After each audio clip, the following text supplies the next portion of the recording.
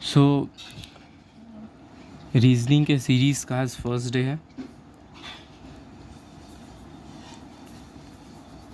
सो हम लोग सबसे पहले रीजनिंग स्टार्ट करने के पहले, कोई भी चैप्टर को स्टार्ट करने के पहले हम लोग को एक चीज़ याद रखना होगा, डैट इज़ अल्फ़ाबेट और उसका पोजीशनिंग। ठीक है, कि कौन सा अल्फ़ाबेट किस पोजीशन पे आता है। सपोज़ अगर हम यहाँ लिखते हैं ABCDEFGHIJKLMNOPQRSTUVWXYZ। ठीक है, हमको इसका दो पोजीशनिंग याद करना होगा, दो रैंकिंग याद करना होगा। पहला अगर हम इधर से स्टार्ट करेंगे तो लेफ़्ट साइड से, तो इसे हम लोग बोलेंगे फॉरवर्ड रैंकिंग, जो कि हमारा हो जाएगा 1 2 3 4 5 6 7 8 9 10 11 12 13 14 15 16 17 18 19 20 21 22 23 24 25 26। तो एक ये याद रखना होगा। आप कैसे याद रख सकते हो, इसको बार बार देखते रहिए, रिवाइज करते रहिए, आपको याद हो जाएगा। कुछ ट्रिक्स भी होते हैं, लाइक फॉर एग्जांपल AEJOTY। ए हो गया 1 नंबर, ये हो गया 5, ये हो गया 10, ये हो गया 15, ये हो गया 20 एंड ये हो गया 25। ठीक है, ए ज्योति अगर आप याद रखते हो AEJOTY, तो आपको कहीं ना कहीं 1 5 10 15 20 25 को याद रहेगा। अगर मान लीजिए आपसे पूछ दिया कोई यू, तो आपको पता है कि यू जो है वो टी के बाद आता है, तो टी पता AEJOTY में T20 नंबर पर आता है। ठीक है, तो आप बोल सकते हो कि 1 नंबर पर यू आ रहा है।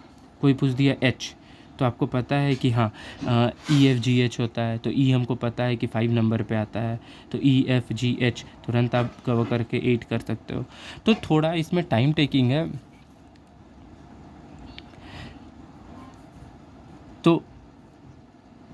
तो आप इसमें डेली अगर आप इसको रिवीजन करते हो, ठीक है, तो आपको ये याद हो जाएगा। और ये सबसे मोस्ट आप बोल सकते हो, क्योंकि ये 5 से 6 चैप्टर्स में यूज़ होगा। ये हम लोग आगे देखेंगे कि कैसे मोस्ट ऑफ द चैप्टर्स में यूज़ हो रहा है। और नेक्स्ट होता है एक बैकवर्ड रैंकिंग, जो यहाँ से स्टार्ट होता है जेड से।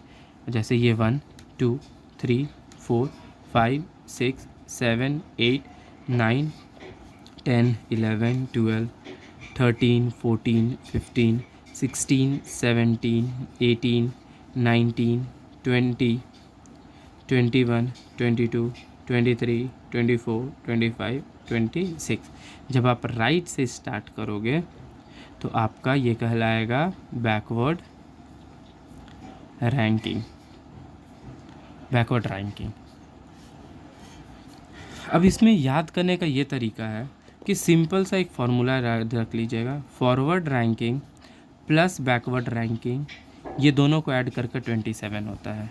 अगर आपको फॉरवर्ड रैंकिंग पता है तो आप बैकवर्ड रैंकिंग ईजिली निकाल सकते हो। सपोज़ मान लीजिए हमको जे का निकालना है, ठीक है, जे का बैकवर्ड रैंकिंग निकालना है, तो हमको पता है जे का फॉरवर्ड रैंकिंग 10 होता है। आप क्या कर दो, 27 से माइनस कर दो, तो जे का जो बैकवर्ड रैंकिंग होगा वो 17 आ जाएगा। देखिए यहाँ पर 17 है और यहाँ पर 10 है, तो forward ranking plus backward ranking is equal to 27। ठीक है, और अगर यही हमको बैकवर्ड रैंकिंग निकालना है तो 27 में से फॉरवर्ड रैंकिंग को क्या कर देंगे, सब्ट्रैक्ट कर देंगे। जब हम दोनों को सब्ट्रैक्ट करते हैं तो मेरा ऑटोमेटिक क्या हो जाएगा, बैकवर्ड रैंकिंग मेरा यहाँ पर आ जाएगा। ये तो हो गया हमारे अल्फ़ाबेट्स। और एक और हम लोग को जो याद रखना है वो ऑपोजिट लेटर्स। ऑपोजिट लेटर्स याद रखना है कैसे, ए के ऑपोजिट कौन है, तो ए के ऑपोजिट है जेड, बी के ऑपोजिट वाई, सी के ऑपोजिट एक्स, डी के ऑपोजिट डब्लू, ई के ऑपोजिट वी, एफ के ऑपोजिट यू, जी के ऑपोजिट टी, एच के ऑपोजिट एच के ऑपोजिट एस, आई के ऑपोजिट आर, जे के ऑपोजिट क्यू, के के ऑपोजिट पी, एल के ऑपोजिट ओ एंड एम के ऑपोजिट एन। ठीक है, ए के ऑपोजिट है जेड, बी के ऑपोजिट वाई, सी के ऑपोजिट एक्स, डी के ऑपोजिट डब्ल्यू, ई के ऑपोजिट वी, एफ के ऑपोजिट यू, जी के ऑपोजिट टी, एच एस। तो ये आपका ऑपोजिट है। आप याद कैसे कर सकते हो?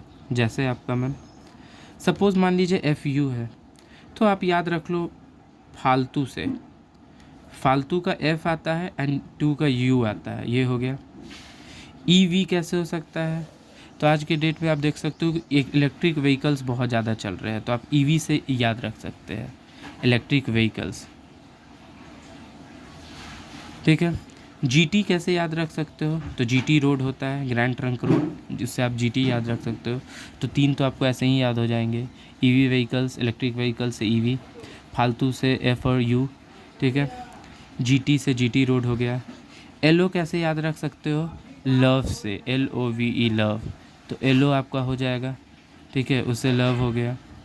एमएन तो आप नॉर्मली आमने सामने होता है। ठीक है, ये कैसे याद रख सकते हो? केपी, तो एक मूवी आया था पीके, तो जब आपको पीके याद होगा तो केपी भी याद हो गया, क्योंकि यही दोनों अपोजिट होता है। जेक्यू क्या हो सकता है? तो जंगल की क्वीन, तो जंगल में एक क्वीन होती है जेक्यू, तो आप इससे याद कर सकते हो। ठीक है, BY कैसे याद कर सकते हो? तो बाय से, BYE, तो BY आ गया बाय। CX कैसे याद रख सकते हो? तो क्रक्स, CRUX है तो CX हो गया। AZ तो याद रहेगा क्योंकि पहला टर्म है वो आखिरी टर्म है, ऐसे भी सबको याद रहता है। ठीक है, तो कुछ कुछ टर्म आपको ऐसे ही याद हो जाएगा। HS आपको याद करना होगा, IR याद करना होगा और DW याद करना होगा। इसका भी कुछ ट्रिक है, आपको जैसे मन है आप वैसे याद कर सकते हो।